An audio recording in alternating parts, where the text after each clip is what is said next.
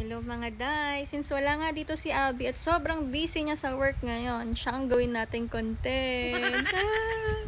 For today's video, i-share ko nga pala sa inyo kung paano manligaw ang isang Abhishek Hundia. Charot lang. Alam nyo ba nung mga panahon na gusto niya manligaw sa akin? Ay, ang kuya mo, may pa-love letter sa mga magulang ko. Alam ko marami siyang na-send na email, pero sa pagkakatanda ko, ito yung pinakauna.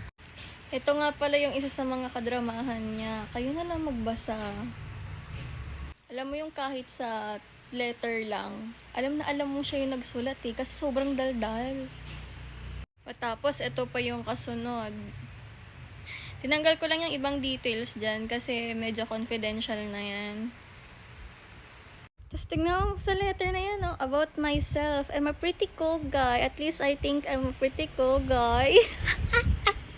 Daming eme, no? Pero naintindihan ko naman yung nilalaman ng message niya. Gusto niya lang magpaalam sa parents ko na ipoperso niya ako. Yung mga ganon.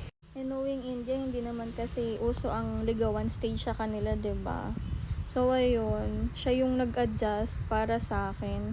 Kaya isa yan sa mga na-realize ko na if they're really into you, gagawa ng paraan yan. Without excuses. Wala sa nationality yan, nasa tao yan.